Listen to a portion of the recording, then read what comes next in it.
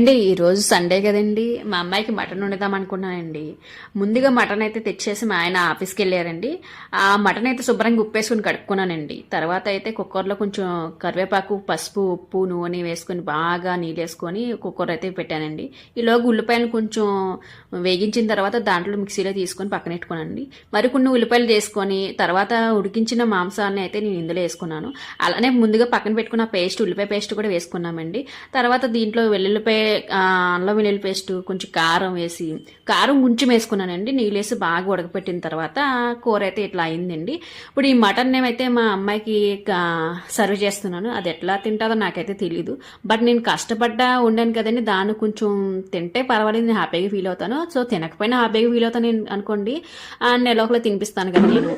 So తర్వాత అయితే చారేసానండి. చారేసి కొంచెం మెత్తగా మాష్ చేసిన తర్వాత దానికైతే ఎట్లా తినిపించాను అనమాట. మొత్తానికైతే